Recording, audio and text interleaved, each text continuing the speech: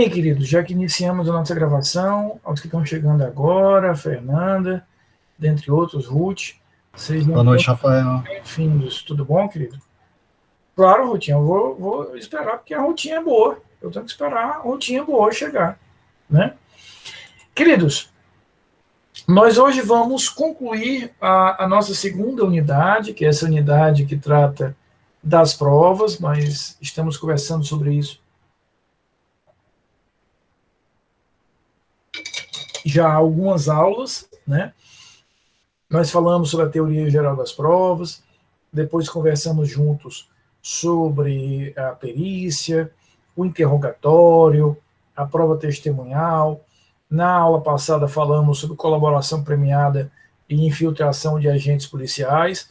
E na aula de hoje eu separei algumas provas que são mais específicas, são mais pontuais, para que a gente possa concluir aqui o nosso estudo. A partir de quinta-feira, nós giramos aí o disco e a partir de quinta-feira a gente vai começar a falar sobre procedimentos. Então, de quinta-feira em diante, a gente vai trabalhar com procedimentos criminais, entendendo cada um dos ritos criminais.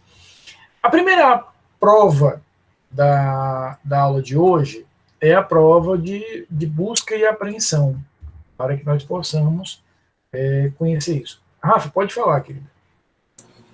Professor, só para perguntar logo que é a respeito da aula passada, a respeito da colaboração premiada, o acordo, o senhor falou que ele só é feito para a primeira pessoa, né? Não, Rafa, não, Rafa. Zulivre, Rafa, que isso, rapaz? Aí os outros se lascam. Não, a primeira pessoa que for chamada, né? Não, tipo, não pode ser feito pro... Não. Ótima tua pergunta para a gente... Porque se pareceu isso, a gente esclarece. Foi muito boa a tua pergunta. Eu sei exatamente de onde é que vem essa tua dúvida. O acordo de colaboração premiada, ele pode ser realizado por vários agentes envolvidos ali naquela organização criminosa. Porém, a lei ela traz aí uma série de possibilidades, de benefícios que eu posso prometer. Redução de pena, um melhor regime prisional. E aí existe um dos benefícios, Rafa, um deles, que é o não oferecimento da ação penal, ou seja, eu não ofereço a ação penal, a pessoa não responde a processo criminal. Este tem um destinatário certo. É aquele agente que não é o líder da organização, não tem uma função de liderança e é o primeiro a colaborar. Daí porque a tua pergunta é tão importante para a gente fixar essa ideia. Não é que a colaboração ela é reservada a apenas o primeiro que entregar as informações ali daquela organização. Não, ela é reservada a todos. Quem quiser colaborar e efetivamente, Rafa, vier a trazer informações que sejam pertinentes. Agora, o prêmio maior, digamos assim, a cereja do bolo, ela realmente é reservada aí sim para o primeiro.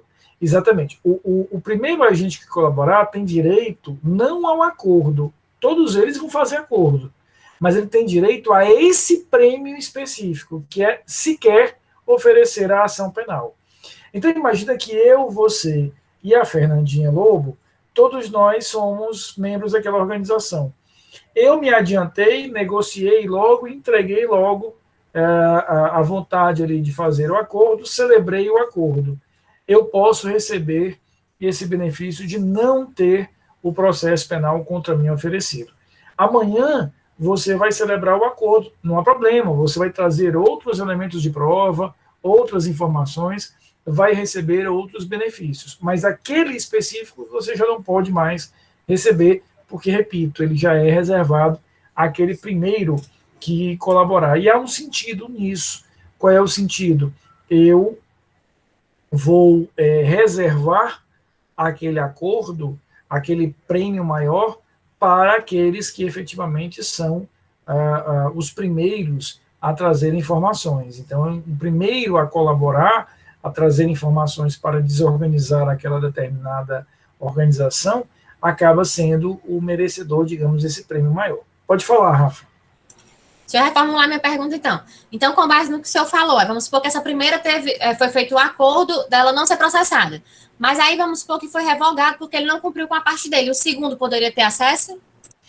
Não há uma solução fácil para isso. Primeiro porque nós não temos ainda nenhum caso registrado disso. Mas há uma sinalização da doutrina dizendo que, como ele foi revogado, em nome do benefício da investigação, poderia sim ser oferecido ao segundo esse benefício. Essa é a tendência que a doutrina tem caminhado, porque a gente não pode perder de vista, e aí nós precisamos sempre fazer uma interpretação sistêmica ou sistemática, que o grande objetivo da colaboração premiada é criar uma prova efetiva de desarticulação e desorganização daquelas estruturas criminosas. Então, diante disso, a gente vai ter efetivamente que interpretar essas normas da melhor forma possível. E o que é a melhor forma possível? Da maneira que eu consiga produzir a maior quantidade de provas que desarticulem aquela organização. Por isso que a tendência, de fato, é que nós tenhamos, dentro dessa perspectiva, o aproveitamento dessa, aspas, chance para os outros. Tá? Que mais? Mais alguma dúvida? Eu gostei muito da dúvida da Rafa. Mais alguma dúvida sobre a aula passada, em que a gente falou sobre colaboração, sobre infiltração? Stephanie, seja bem-vindo. Todos os outros que chegaram agora, mais alguma dúvidazinha? Rafa, qualquer coisa, vai perguntando depois, tá certo? Mesmo nas outras aulas que a gente esteja tratando de outros temas, não é nunca demais que vocês me perguntem. Queridos, então, na aula de hoje, eu quero finalizar o estudo das provas com vocês, e nós vamos ver a prova de busca e apreensão e outras que são provas um pouquinho mais singelas e simples de compreender. Mas antes da gente ver especificamente as características da busca e apreensão, eu queria começar pelo começo mesmo.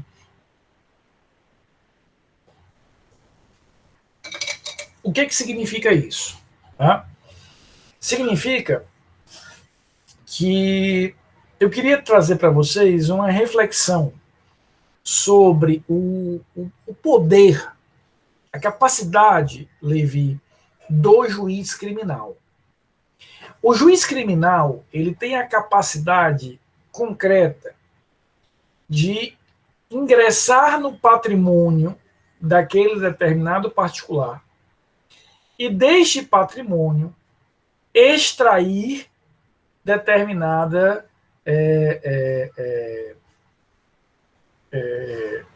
digamos, coisa. Eu vou usar uma expressão mais genérica, depois eu melhoro essa minha explicação. Então, o juiz criminal tem, Emerson, a capacidade, Levi, de ir até o patrimônio daquele agente e de lá retirar coisas. Vamos começar pelo genérico. Ao fazer isso, Isabelle, ele pode ter dois objetivos diferentes. Aqui, Lucas, ele pode estar mirando duas coisas distintas.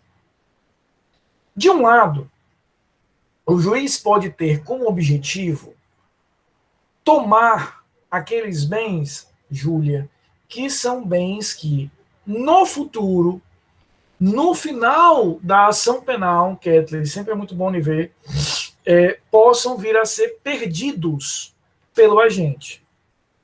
Basicamente, Gerlene, que bens são esses? Os bens que são ilícitos em si, os bens utilizados para o ilícito e os bens oriundos ou adquiridos com os proveitos do crime.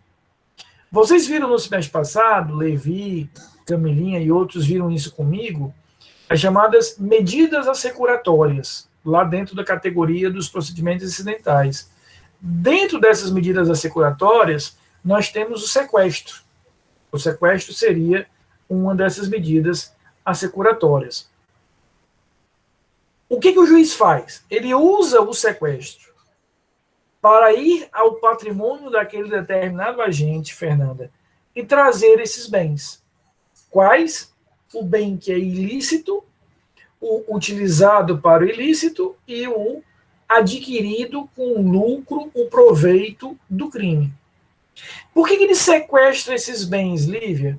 Porque ele sabe que no futuro, com a consequência da condenação criminal, aqueles bens serão perdidos. Ou seja, aquele que os detinha não vai mais detê-los, ele não vai ter mais, efetivamente, qualquer tipo de bem dentro desse conjunto. Veja que o objetivo do juiz aqui, Kathleen, não é produzir uma prova. Ele não quer produzir prova. Ele quer pegar aqueles carros que ele sabe que você os comprou com dinheiro do crime. E como consequência da condenação que no futuro você vai receber, você vai perder esses carros.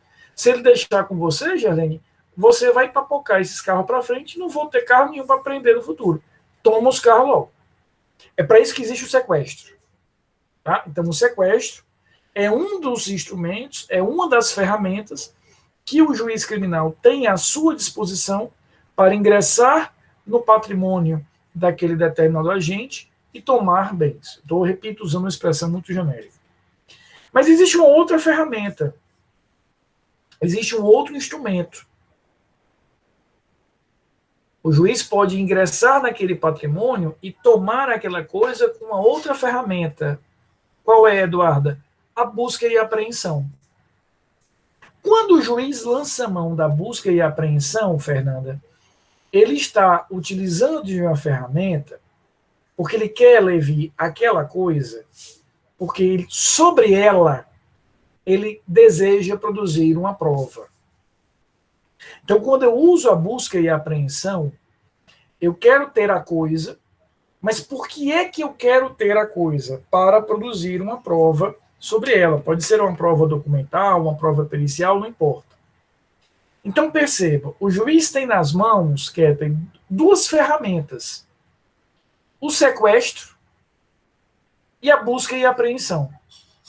São ferramentas, inclusive, Júlia, que estão localizadas em ambientes diferentes do Código de Processo Penal. O sequestro, Júlio, como você viu no semestre passado, está ambientado lá nos procedimentos incidentais e a busca e apreensão está ambientada aqui nas provas. Tenho, portanto, localizações diferentes. Por quê? Minha querida Jamile, seja muito bem-vinda, né? E não falte mais a aula, não. O que a gente tem? Veja, vocês têm que ter muito cuidado, porque a minha memória é muito fotográfica. Eu tenho nessa turma, com uma alegria imensa, hoje mesmo eu comentava aqui em casa isso, eu tenho, Amanda, 70 alunos matriculados nessa turma. Para mim é uma alegria muito grande, né? Primeiro, eu acho que é mau gosto, né? Falta de opção, né? Se eu tenho 70, eu fico imaginando os colegas da disciplina devem ter 160, né? Isso aí, obviamente, eu defino. Se sobrou só a mim, então, essa negada aí, porque sobrou só para mim, então é isso mesmo. Né? Então, o pior que não, a gente briga para conseguir uma vaga aqui. Chama-se, Amandinha, chama-se limpar a suja, isso agora. Viu? Ela faltou na última aula e agora quer limpar a suja, né? Ô, professor. Yasmin está aprovada. Yasmin, você pode frequentar agora a aula apenas como ouvinte. Você já está devidamente aprovada na disciplina. Camila Augusta, ela é uma suspeita, né? Camila tem que arguir a suspeição, né? E a Rutinha é boa, né? Matheus, realmente, aí eu não vou ter como mentir que realmente acabaram, para não dizer que no primeiro dia, foi no segundo dia, né? Só que aí começaram de 55, partiu para 60, 65, já estamos em 70, né? Lucas, só para o momento recreio, porque isso foi tratado aqui na minha residência hoje, eu adorei essa sua expressão aí, fuleiragem, né? Eu acho que já falei isso em outra ocasião, que Ruth, é a segunda cadeira que a Ruth faz comigo. Eu digo a Vália, Gerlene também está na segunda vez do sofrimento. Né? Isso vai, como eu já disse a vocês, em algum momento vai colaborar e pesar a favor de você ir no reino dos céus. Mas, Lucas, eu queria te contar uma história desse negócio de fuleiragem. Como vocês sabem, né, eu já disse aqui em outra ocasião, eu adoro esse nosso cearenseis, né? Eu realmente adoro esse nosso dialeto. E aí, Larinha, imagina o seguinte, eu já disse isso em outra ocasião, e quem foi meu aluno já sabe disso, Levi está cansado de saber, que a minha esposa é estrangeira, minha esposa é colombiana. E meu enteado, o bichinho chegou aqui, teve que aprender português, e a minha esposa tiveram que aprender também o cearenseis. Aí tu imagina como é fácil, Amanda, entender, de repente, um rebolar no mato, uma coisa simples, né? Qualquer curso de português vai te ensinar isso, né? E aí, Lucas, o meu enteado, hoje ele fala um português fluente, tenho um maior orgulho disso. Para vocês terem ideia, ele fez o Enem, tirou 960 na redação. Então, acho que tá bem dominado o português. Mas logo nas primeiras semanas aqui, Jamile, ele chegou e disse, Rafael, por favor, tem uma palavra que eu não entendi. O que significa fuleiragem? Rapaz, aí é fácil, né? Eu, 20 anos de magistério, curso de didática, não sei o quê, e aí, realmente, como é que eu vou definir, Lucas, o pobre do meu enteado, que é fuleiragem, né? É um conceito determinado, né, que praticamente está no nosso DNA, né? Então, imagine, Jamile, o que é que você deixa de fuleiragem, uma rebola no mato, né? É uma coisa que realmente facilima de compreender, né? Então, hoje, graças a Deus, eles já estão bem mais... português já está fluente e o cearense está bem encaminhado em relação a isso. Mas eu ainda vou, né, um dia, realizar esse meu sonho, Jamile, que é ministrar uma aula de processo penal toda no nosso dialeto. Eu tenho que fazer isso na minha vida para ver. Júlio, inclusive, não sei se você teve a oportunidade de ser aluno do professor Marcelo Dias Ponte. Não sei se algum de vocês aqui foi aluno de Marcelo Dias Ponte, que é o senhor aí dentro, né? Ele tem uma teoria, o Marcelão, nós somos muito amigos, Ruth, nós somos, de verdade, muito amigos aí, Marcelo, é um dos grandes amigos que eu tenho na minha vida. Marcelão tem uma teoria que eu incorporei, ele disse, Rafa, o que um aí dentro, o Rochedo, exatamente, o que um aí dentro não resolver, pouca coisa eu efetivamente tenho para resolver. Ruth, eu gostaria depois, né, em havendo oportunidade, que você me explique essa questão do Jequiti. Eu sei que ele é um dos sócios fundadores da empresa, mas eu queria mais detalhes. Então, queridos, essa é apenas a sessão recreio para, de alguma forma, mantê-los acordados. A Amandinha até ligou a câmera, muito obrigado. Né? Então, veja só, a busca e a apreensão, ela vai servir para isso. Tá?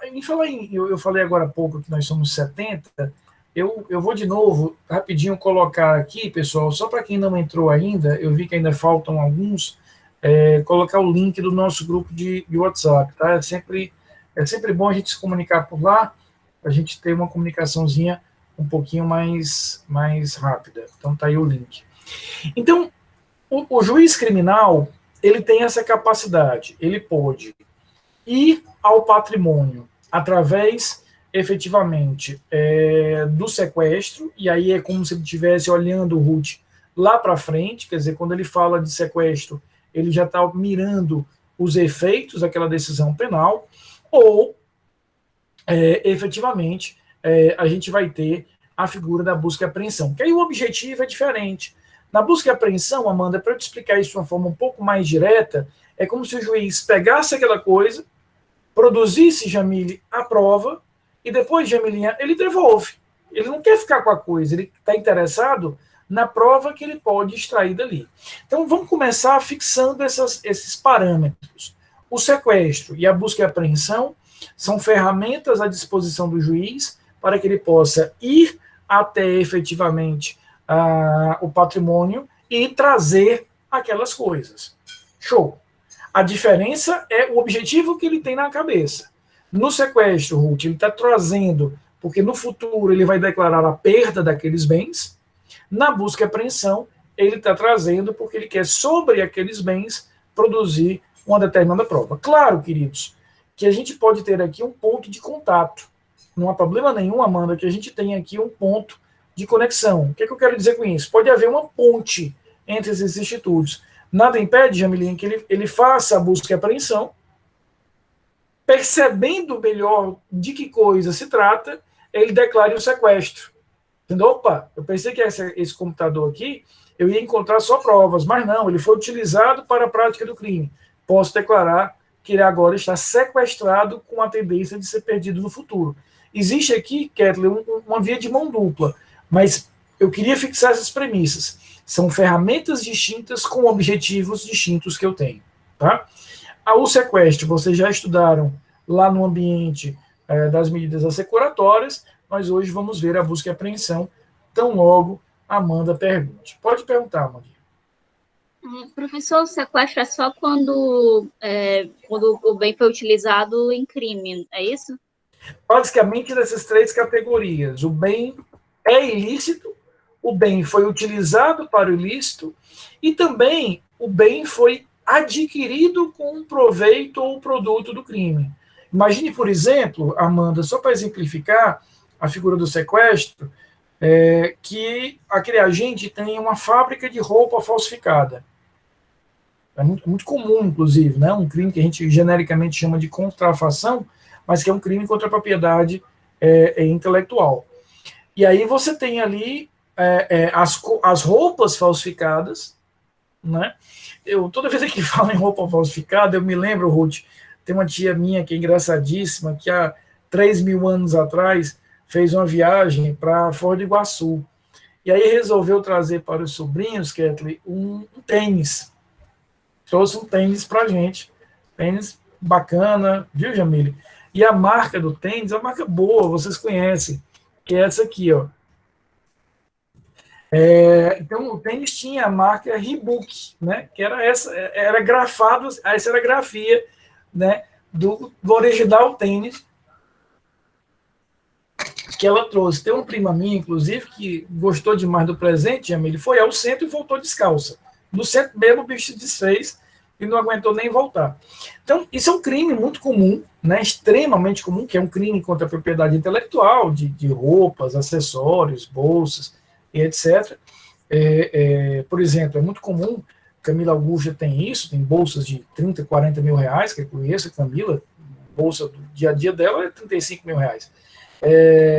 Muita gente compra uma bolsa dessa, como essas que Camila tem, e faz ali a falsificação para efetivamente vender aí o elemento. Então, Amanda, imagine, aquela roupa falsificada, as máquinas que eu utilizei para as falsificar, e o carro que eu comprei com o lucro da venda daquele determinado bem falsificado, tudo isso pode ser objeto de sequestro. Porque como participaram de alguma forma da linha criminosa, no futuro serão perdidas. Aí, o que eu vou fazer com essa coisa, depois o juiz vai decidir. Né? Algumas ele vai inutilizar, outras ele pode dar uma destinação pública, outras ele pode vender para arrecadar ali dinheiro, não importa. Mas ele, no sequestro, já toma essas coisas para evitar que aquele agente criminoso se desfaça delas durante o processo. Já na busca e apreensão, não. Eu vou efetivamente ter esse elemento. Na 25, Lucas, há um processo constante de investigação, só que ali é muito complexo, né? Porque a 25 é aquele mundo todo de ações. Não podemos também generalizar, Lucas, há muitas lojas na 25 que são efetivamente lojas que vendem a preços populares produtos que não são falsificados, muitas, inclusive. Inclusive, Lucas, eu te digo, da primeira vez que eu estive na 25, aí uns 20 anos atrás, para hoje, já mudou muito o perfil. Antigamente era praticamente só falsificado, hoje você tem ali algumas regiões, alguns shoppings, aqueles populares, mas já há uma mudança. Mas sim, seria um exemplo realmente de você ter aí. E aí, Amanda, ele está sequestrando aquilo ali, veja, não apenas o produto utilizado para o crime, mas ele consegue ir além, o produto que você adquiriu efetivamente com o lucro, o proveito daquele determinado crime. Tá? Agora, a busca e apreensão, fiquemos nela, tem esse foco. A busca e apreensão quer buscar documentos, provas, ou seja, elementos de informação que possam sustentar aquela determinada ação penal. O artigo 240 define as duas espécies de busca e apreensão. Busca e apreensão domiciliar e a busca e apreensão pessoal. Deixa eu fazer uma pergunta a vocês. Vocês já ouviram a expressão Jamelinha, Lucas, Levi, meu querido Sérgio, vocês já ouviram a expressão, que é uma expressão muito sofisticada, Ruth, chamada baculejo, né? O fulano foi vítima de um baculejo, né? Eimar, eu relevei um baculejo dos homens, né? Uma expressão sofisticadíssima, muito elaborada, né? Qualquer discussão, Jamile, da Academia Brasileira de Letras, você vai ter um papo desse. Eimar, tu já foi ter... Eu já, Mar, né? O baculejo, Samuel, é a busca e apreensão pessoal. É porque o legislador pensou que ficava um pouco feio colocar do baculejo no Código de Processo Penal, talvez popular demais. E aí ele usou aí uma expressão um pouquinho mais sofisticada, que é a busca e apreensão pessoal. Rafa, você ganhou pontos comigo agora. Veja a sofisticação, eu não posso deixar passar esse batido. Veja a sofisticação linguística de Rafaela, me dá até orgulho por você me achará, em que ela coloca... Vocês já ouviram falar de baculejo? Veja a construção de Rafa. Isso é cearenseis puro. Né? Isso é um cearenseis. Por parabéns, Rafa. Muito bacana. Gostei demais. Então, veja. A busca e apreensão pessoal é essa revista pessoal que eu vou fazer naquele agente. Primeiro, ela tem uma característica importantíssima. Ela é uma modalidade de busca e apreensão que vai prescindir significa dispensar, ela vai prescindir da ordem judicial. Então, a busca e apreensão pessoal, essa feita no agente, ela dispensa a ordem judicial prévia, a permissão judicial prévia. E isso aqui gera uma série de questões que nós precisamos enfrentar. Então, a primeira coisa é essa. A busca e apreensão pessoal, ela não exige uma autorização judicial prévia, e isso produz como consequência, Jamile, que todo controle de legalidade é posterior. Ou seja, como eu não estou exigindo uma atuação do juiz na anterioridade, o controle é sempre posterior. Controle de quê, Rafael? De excessos, controle de uma violência desnecessária. Tá? E aqui eu queria aproveitar para tratar de um tema com vocês. Veja o que é que diz aí o parágrafo 2º. Proceder-se-á a busca pessoal quando houver fundada suspeita de que alguém oculte consigo arma proibida ou objetos mencionados nas letras B a F e letra H do parágrafo anterior. Que letras são essas? Apreender coisas achadas, apreender instrumentos de falsificação e contrafação, apreender armas e munições, descobrir objetos necessários, aprender cartas, escolher qualquer elemento de convicção. O que é que nós temos aqui? Ele está dizendo, e aí eu queria a atenção de vocês, o legislador usou uma expressão que é uma expressão muito indeterminada. Veja que ele fala aqui, houver fundada suspeita. Por que nós temos que trabalhar com muita atenção em relação a isso? E eu queria trazer para a nossa discussão aqui, Jamile, um ponto que tem me incomodado muito nos últimos anos e eu quero aproveitar para discutir com vocês. Mas antes, deixa eu fazer aqui uma pequena consideração. Eu sei que o que eu vou pedir a vocês atualmente é algo complexo, parece quase que utópico. Mas eu os conheço bem e nós temos aqui uma convivência super feliz, 240, Amanda. Para a gente analisar isso do ponto de vista técnico e equilibrado. Tá? Por quê? Quando o código fala em proceder-se-á a busca e apreensão pessoal, quando houver fundada suspeita, nós temos que trazer isso aqui para a realidade brasileira. E a realidade brasileira é uma realidade indevidamente, amargamente contaminada com um racismo estrutural, que é um tema que nós precisamos enfrentar enquanto sociedade brasileira. É intolerável que isso perdure e continue existindo. Nós temos uma sociedade de imenso preconceito social, imenso preconceito de gênero, imenso preconceito derivado de orientação sexual. Temos que ter muito cuidado, é por isso que eu fiz aquela ressalva de que eu vou tocar aqui no ponto delicado. Temos que ter muito cuidado, e aí eu trago isso para a minha experiência de vida e compartilho isso com vocês, para que a gente não trabalhe com justificativas para o nosso preconceito. Uma coisa, Amandinha, eu acreditar em determinadas premissas. Outra coisa é eu segregar alguém por isso. Eu vi uma frase uma vez, Samuel, que eu achei muito bacana, que é: se a tua religião te ensina a odiar alguém, troca de religião. Porque as grandes religiões do mundo, sérias, quando bem interpretadas, nenhuma delas vai te ensinar o ódio, a segregação. Né? Então a gente tem que ter muito cuidado, porque às vezes a gente cai numa situação de um devido preconceito, Ruth, até achando que está ali imbuído de, não, aquilo ali é a minha opinião, tudo bem, mas a opinião que agride, a opinião que segrega, a opinião que maltrata, ela tem que ser repensada. Ela tem que ser repensada. Então, nós temos que tocar nesse assunto quando a gente estuda isso, que, como a Gerlene muito bem identificou, é uma expressão muito subjetiva. Ele está falando que infundadas suspeitas.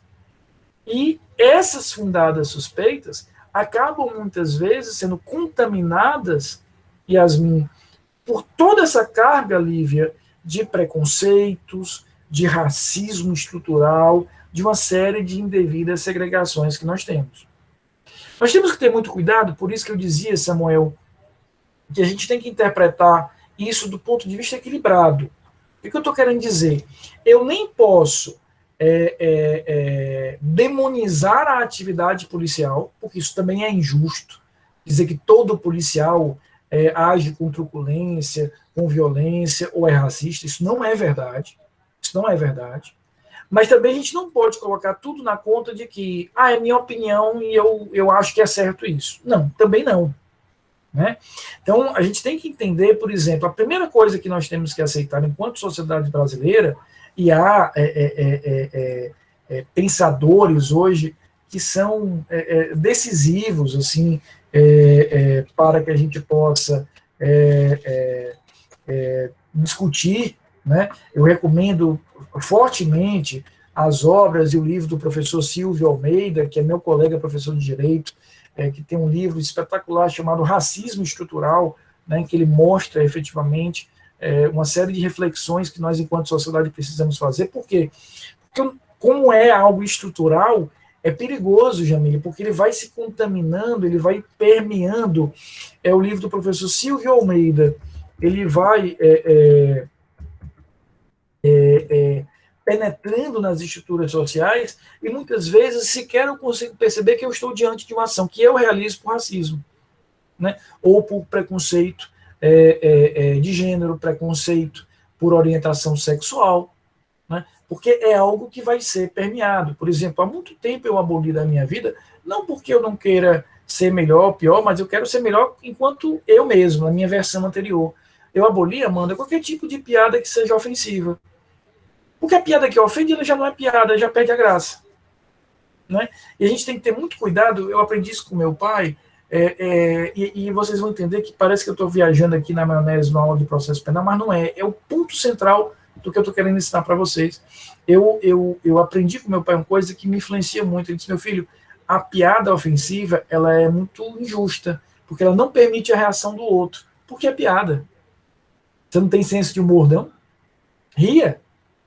Né? Ria. Então, é isso que a gente vai ter que repensar. Ou seja, na hora que eu faço uma piada, um comentário em relação à tua orientação sexual, à tua raça,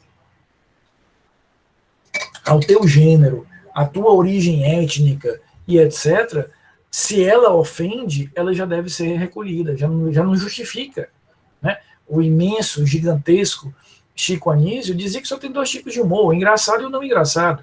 E para ser engraçado tem que ser respeitoso. E se você não consegue fazer uma piada que não agrida, é porque você não é capaz de fazer uma piada. Esqueça isso. Então, esse tipo de debate, eu fiz questão de trazer isso nessa nossa aula. Eu insisto, não pensem que eu estou aqui desviando. Vocês me conhecem muito para saber que eu sou muito objetivo nas minhas abordagens, mas é porque nós temos o dever de trazer isso à sala de aula.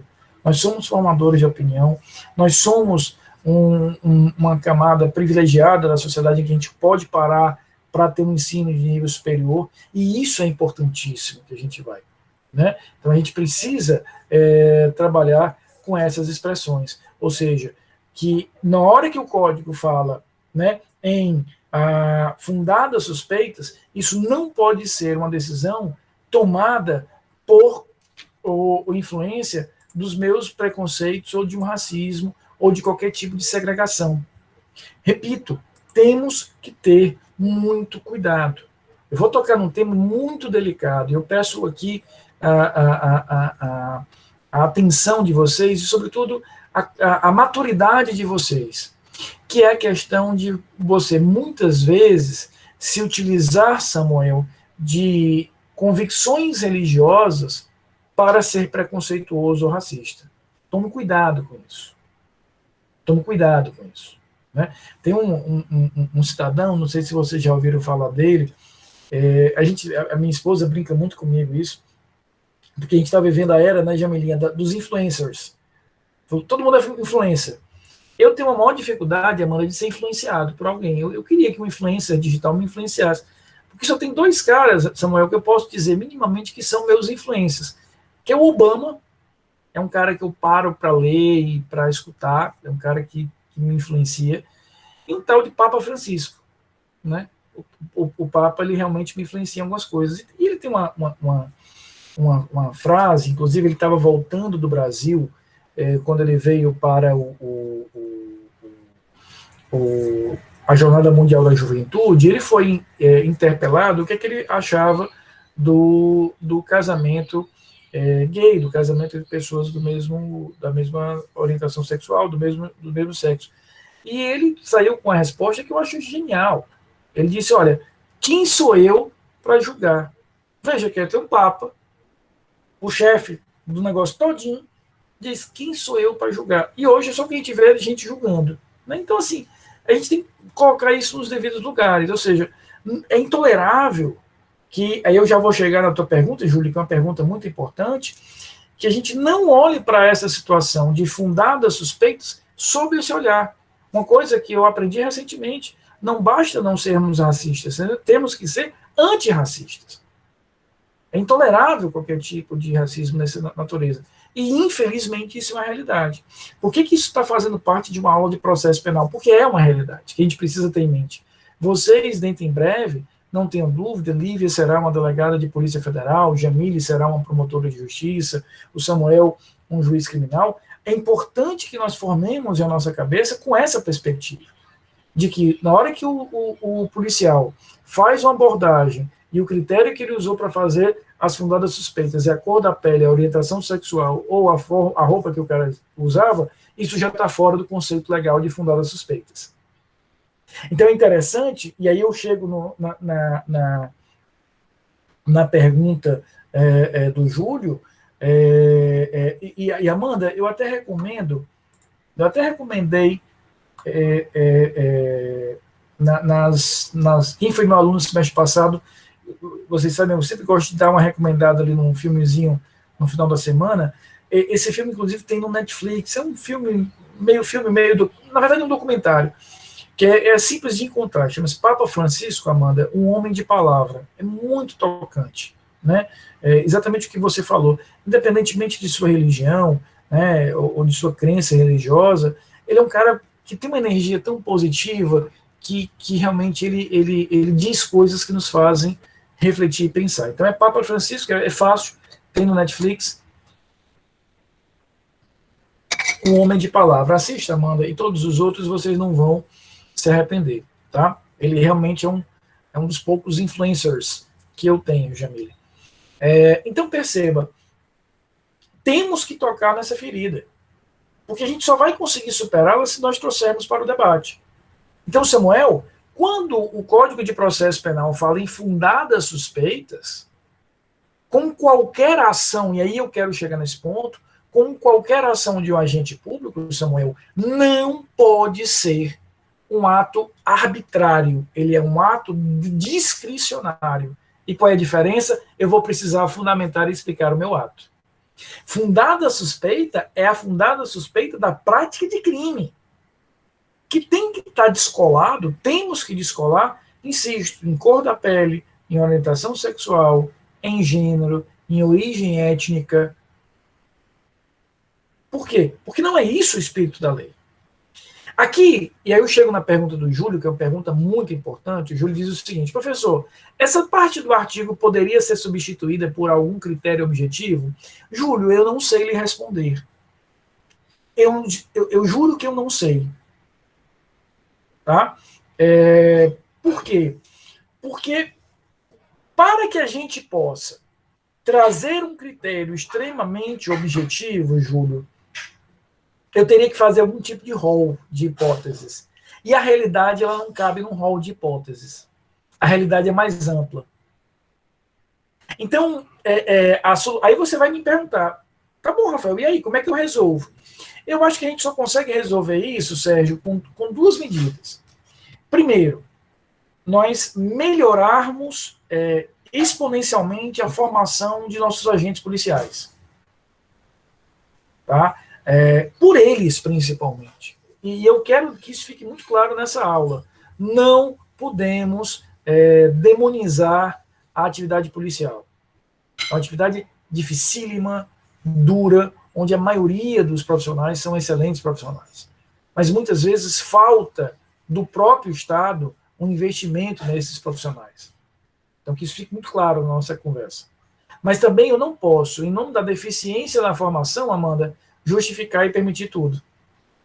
Então, para mim, Júlio, a solução é exatamente isso. Ou seja, eu não posso, né, demonizar, mas eu também não posso tolerar tudo. Como é que eu resolvo, então?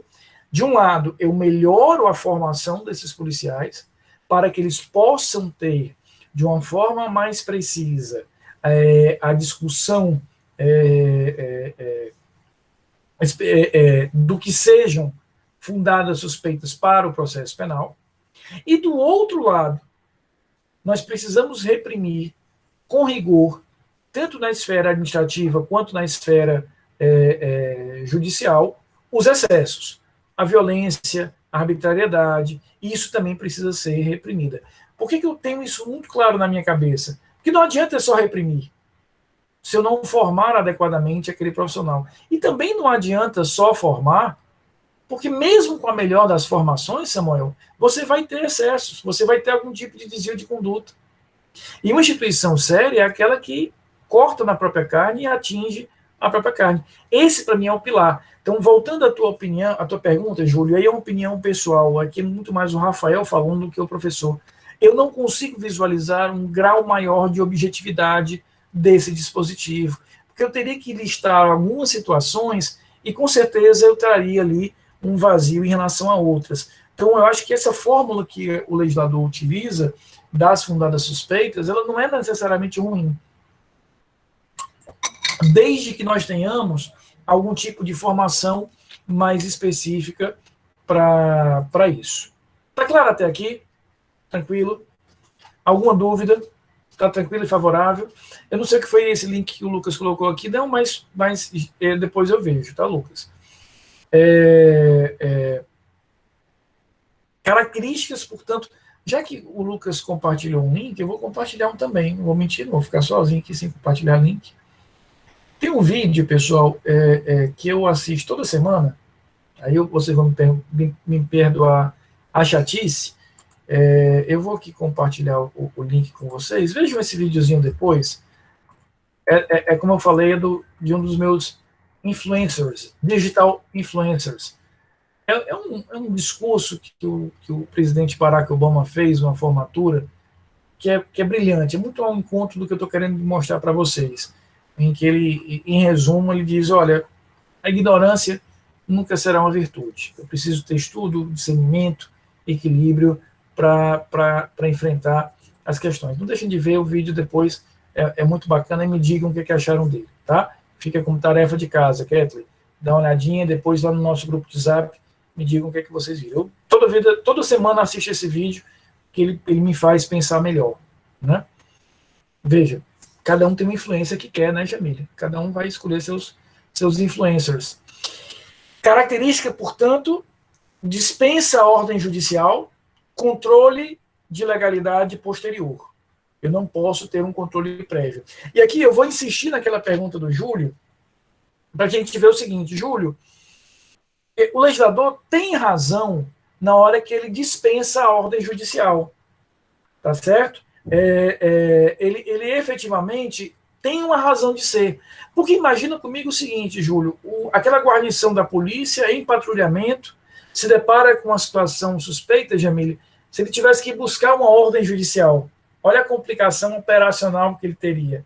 Então eu tenho que confiar naquela atividade policial e tenho que definir um corte. Esse corte é fundado a suspeitas. Agora, depois, ele vai ter a obrigação, enquanto agente público, de justificar por que ele efetivamente fez isso. Tá? Quando a gente fala da outra modalidade da busca e apreensão, veja, a busca e apreensão ela é pessoal. E aí, só um detalhe ainda sobre a busca e apreensão pessoal, Samuel. A busca e apreensão pessoal, ela é realizada dentro dirigida ao corpo, né? Ela é dirigida ao corpo, mas ela também vai ser utilizada quando eu tiver efetivamente o que a jurisprudência chama, Samuel, de prolongamento do corpo.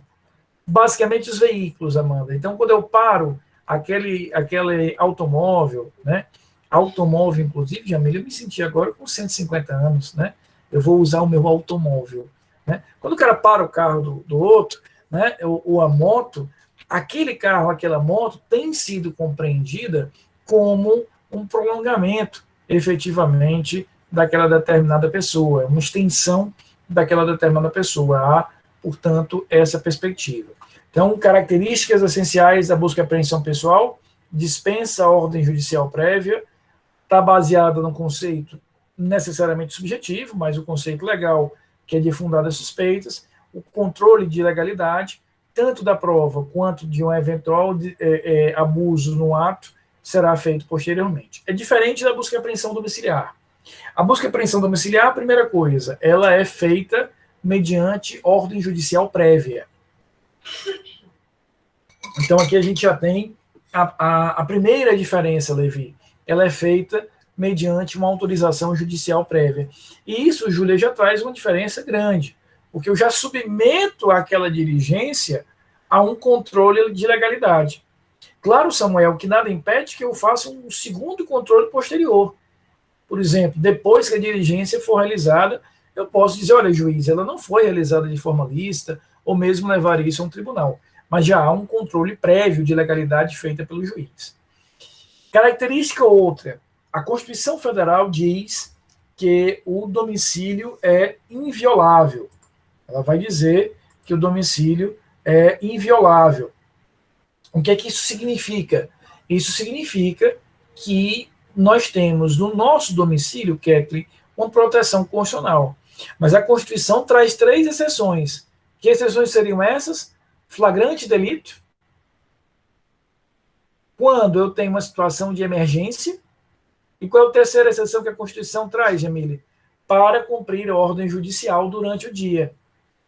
Então, a busca e apreensão domiciliar, ela é ordenada pelo juiz e a ser cumprida. Aqui só um detalhe que eu acho importante vocês até anotarem, Nicole.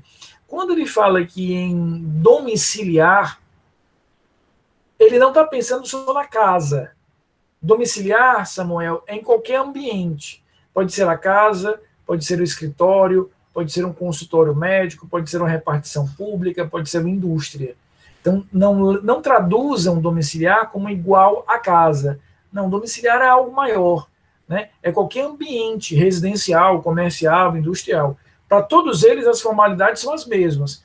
Tem que ter, Amanda, uma autorização judicial prévia e deve ser cumprida durante o dia. Aqui um aviso, e aí eu escuto a Amanda. Isso costuma cair até em prova de concurso. Ruth, é exatamente o que foi feito naquele caso. Veja, a Constituição, Jamile, diz que durante o dia e dia nós vamos entender de 6 às 18, essa diligência de busca e apreensão pode ser feita independentemente da anuência do dono daquela casa. Então, Samuel, quando a polícia chega com o mandado de busca e apreensão 6 da manhã, se o dono daquela casa, o dono daquele escritório, o responsável por aquela indústria, autorizar ou não, a polícia vai entrar. É pé na porta e entra. Jamila, inclusive, um dos grandes sonhos, Amanda, da minha mãe, é participar de uma diligência dessa. Ela disse que tinha um sonho de chegar e pé na porta e entrar. Né? Eu tenho muitas amigas delegadas, inclusive eu tenho 2 grandes amigas minhas delegadas, que eu já disse para elas que qualquer dia eu vou realizar esse sonho de minha mãe mandar, pelo menos para ela dar o pé na porta e pronto. E aí o que acontece? 6 horas da manhã, por que 6 horas? Não é aleatório, é porque a partir das 6 horas é dia eu não preciso mais da permissão do dono da casa.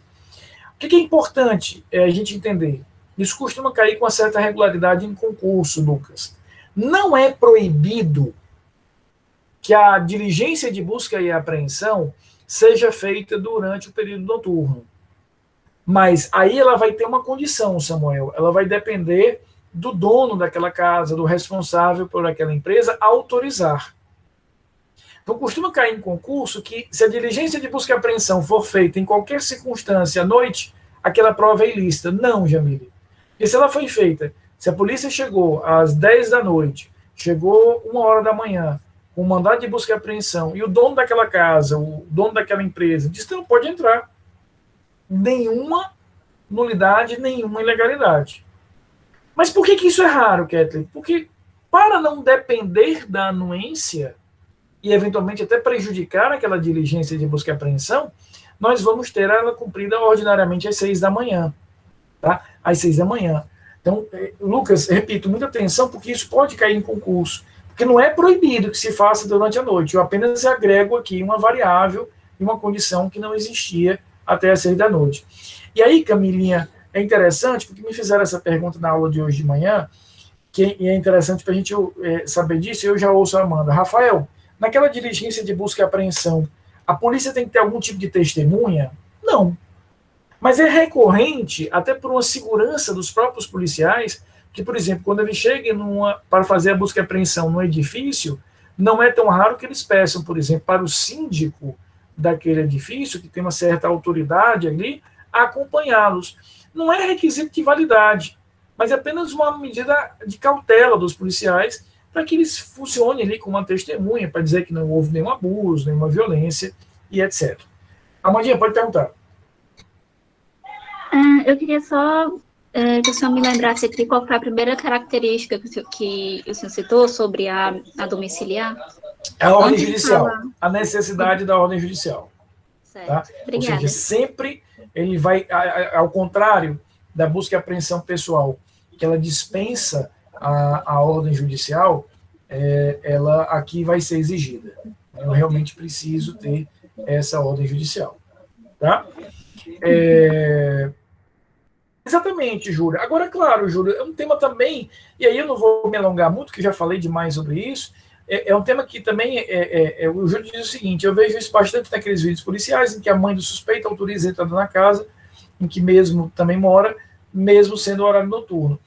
É possível, e aí, a princípio, Júlio, a gente não teria nenhum tipo de legalidade, porém, a gente vai ter que ver no caso concreto, né?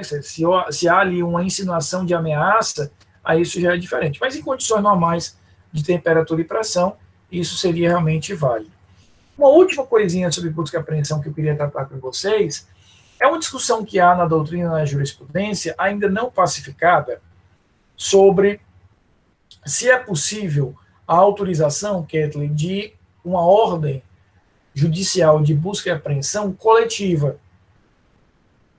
Ou seja, se eu posso autorizar, Jamile, aquela busca e apreensão, Sérgio, para toda uma comunidade, toda uma rua, toda uma favela, todo um bairro. Né? Existe grande divergência na doutrina e na jurisprudência. Vocês vão encontrar argumentos para os dois lados e vão encontrar precedentes para os dois lados. Há uma parte da doutrina da jurisprudência que diz que não, que eu não posso autorizar, seria uma ilegalidade porque a busca e apreensão tem que ter foco, tem que ter objeto determinado. Quando eu autorizo a busca e apreensão, Yasmin, tenho que autorizar para casa X, rua Y. Há uma outra parte da doutrina, e há precedentes que autorizaram, né, sobretudo dentro do contexto de operações policiais complexas, essas diligências serem realizadas dentro de toda uma comunidade, justificando que não teria como individualizar o local, onde haveria ali um paiol de armas do narcotráfico, onde haveria ali o depósito de drogas daquela organização criminosa. Há um exemplo que eu queria destacar para vocês, que me parece muito interessante e muito didático da complexidade que é esse tema das chamadas buscas e apreensões coletivas. Isso daria um tema muito interessante, por exemplo, de monografia, se algum de vocês quiser explorar isso. É um caso, Camilinha, que aconteceu no Rio de Janeiro, numa operação policial realizada no Complexo da Maré. O Complexo da Maré, ele fica próximo do Aeroporto Internacional ali do Galeão, no Rio de Janeiro. Inclusive, em outro contexto, foi objeto de uma atuação das Forças Armadas, o Exército chegou a ocupar o complexo durante algum tempo. Mas houve uma operação policial em que uma juíza autorizou, Eduarda, a busca e apreensão coletiva em todo o complexo, mas ela criou uma condição. Ela disse que só poderiam ingressar nas casas, Gerlene, oficiais da Polícia Militar e delegados. Não poderiam entrar para cumprir aquela diligência agentes de Polícia Civil ou praças de Polícia Militar. Praças, traduzindo de uma linguagem direta, são sargentos, cabos e soldados. No olhar da juíza, foi uma forma que ela encontrou de mediar ali os interesses entre o interesse da operação policial e o resguardo do sigilo e da inviolabilidade do lar. Ela chega nesse ponto médio. Então, ele diz, olha, eu vou autorizar, porque, de fato, é uma área dominada pelo narcotráfico, por as organizações criminosas, faz necessário uma ação um pouco mais ostensiva, mas eu vou permitir apenas que oficiais e delegados ingressem, porque eles, além de ter uma formação em teoria melhor, eu tenho como responsabilizá-los de forma mais dura, porque eles têm posições de liderança, posições de ascendência hierárquica. Eu acho interessante esse exemplo, repito, é um precedente apenas, aqui eu não estou falando de formação de jurisprudência, longe disso, mas é um exemplo muito didático disso. Tá? Sobre busca e apreensão, há alguma dúvida mais? Eu queria, só para encerrarmos mesmo o estudo das provas, eu vou só mencionar aqui, não tem muito que aprofundar, a prova de reconhecimento de pessoas e coisas, ela está prevista aqui no artigo 226, é uma prova que tem sido objeto de grandes discussões nos últimos tempos, tá certo? Porque temos vários casos, eu mesmo já vi, por exemplo, algumas reportagens, as duas reportagens saíram há uns meses atrás no Fantástico, de casos em que houve uma condenação, Kathleen, essa condenação passou em julgado e depois, através de revisão criminal, ela foi anulada porque foi feita com base apenas na identificação e no reconhecimento daquela determinada pessoa. Reconhecimentos que fogem ao padrão legal. Porque o que o código diz? Para que eu faça o reconhecimento, Jamile, eu tenho que contrapor pessoas ali que sejam parecidas fisicamente, tem que existir uma distância, tem que existir um equilíbrio. É muito diferente de você ter ali, como é feito muitas vezes, o reconhecimento, e aqui eu vou colocar várias aspas, Kathleen, feito, Stephanie, com esse aqui, não é? Aí eu mostro uma foto ali, às vezes no celular, com uma resolução ruim, sem uma comparação com outras pessoas. Então, o reconhecimento de pessoas e coisas deve ser feito por comparação, né, em que eu tenha vários objetos ali que são parecidos, ou, no caso de pessoas, várias pessoas. Repito, é algo que tem sido muito objeto, muito tratado em discussões, sobretudo porque gera, muitas vezes, condenações injustas e indevidas.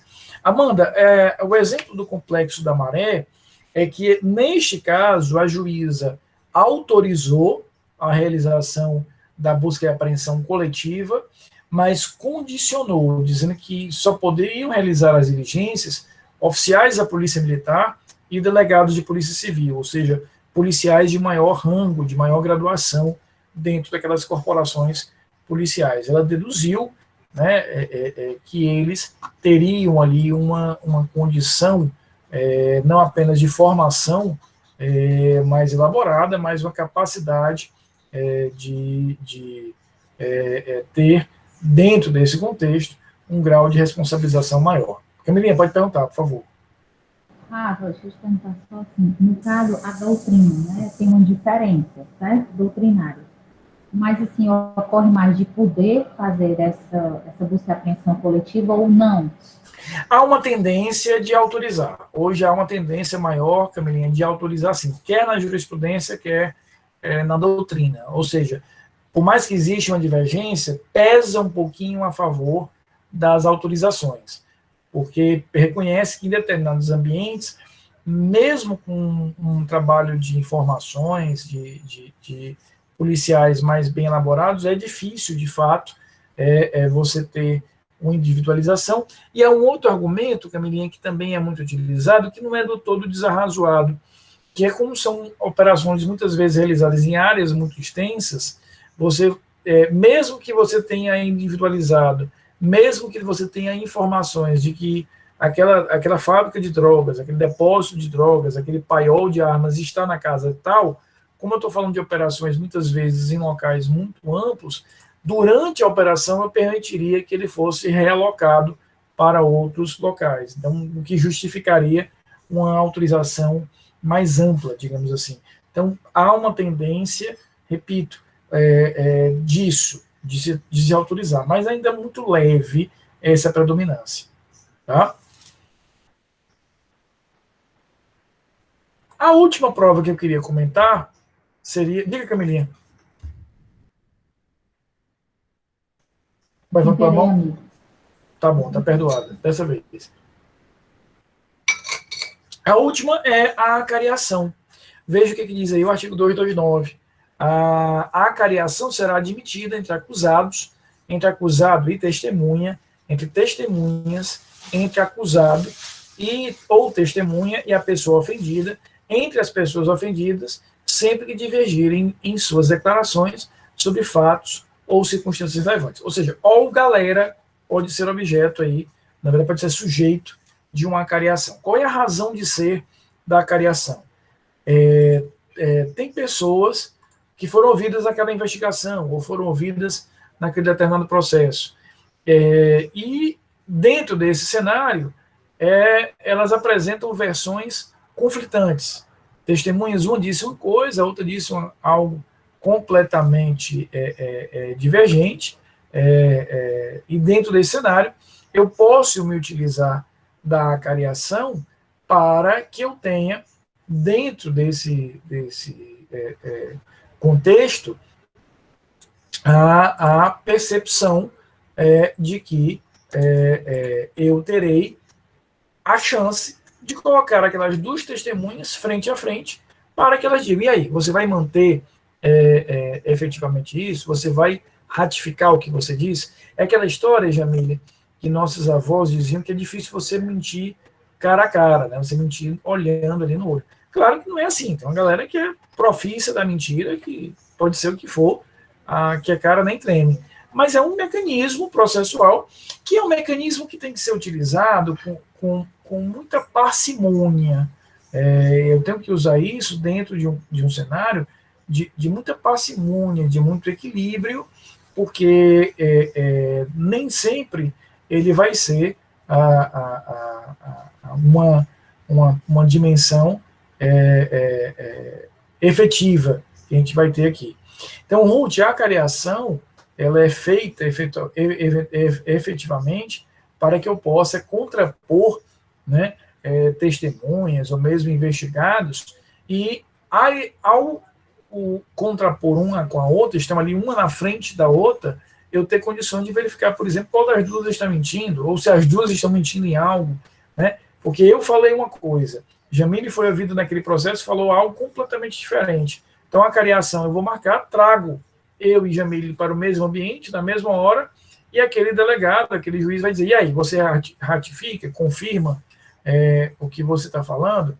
Então, a gente vai ter, dentro dessa possibilidade, de fazer essa contraposição direta e ao fazer essa contraposição, ter condições de eventualmente perceber ali algum tipo de mentira, de incongruência. Tá bom? Queridos, não saiam agora, vou só fazer a chamada, como eu sempre faço a chamada aqui pela lista de vocês.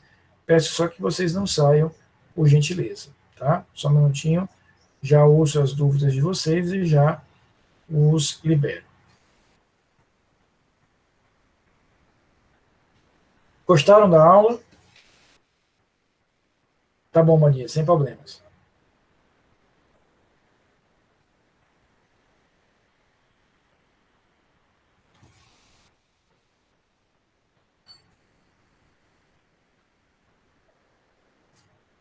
Só um momentinho, já estou aqui concluindo a chamada.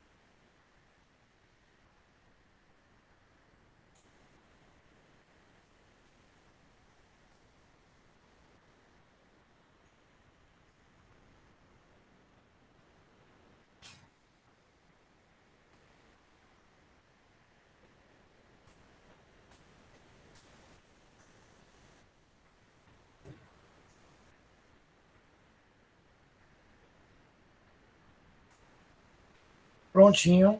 Dúvidas, pessoal? Na próxima aula, a gente começa a nossa unidade 3, onde nós vamos ver, em algumas aulas, no plural, os ritos, os procedimentos criminais em relação a isso. O Júlio diz o seguinte: professor, o reconhecimento de pessoas como única prova é suficiente para a condenação? Vi um caso concreto nesse sentido há um tempo atrás. Na verdade, Lucas, nenhuma prova unicamente, como a gente já viu, é suficiente para a condenação, né? Repito, eu até vi essas duas reportagens, foram duas reportagens diferentes no Fantástico, até foram, em uma delas, em grau de apelação, a condenação foi anulada, e no outro foi uma revisão criminal. Ambos por isso, porque tinha sido um processo realizado exclusivamente com a condenação derivada de uma identificação única, era a única prova que tinha sido, e uma identificação, como eu falei, muito mal elaborada, dentro de uma comparação. Esse cara aqui mostrava uma foto, né? Então, na verdade, e por isso que isso tem sido objeto de tanta discussão na prática, exatamente porque a gente vai ter a perspectiva concreta de ter uma limitação desse tipo, né? Tem que se repensar isso. E aí, Júlio, repito, a tua pergunta é muito legal para a gente fixar essa ideia, até porque a gente está encerrando aqui o estudo das provas, num nível mais alto, mais macro. Nenhuma prova, absolutamente nenhuma prova, pode, por si só, fundamentar uma condenação. É o conjunto probatório, né? Não existe, né? Por quê? Porque é frágil. Se você vincula a condenação a uma única prova, por melhor que ela seja, eu posso levar a um elemento de fragilidade. Pode falar, Amanda. Professor, é que estava um pouco barulho aqui em casa, aí eu queria saber se na parte do reconhecimento, além da leitura do 226, se o senhor fez algum outro comentário. Não, basicamente o 226, ou seja, ele já traz aí os pilares essenciais disso, tá? A gente poder ter essa estrutura. Nada, querida. Mais alguma dúvida? Queridos, fiquem bem, um bom resto de noite para vocês.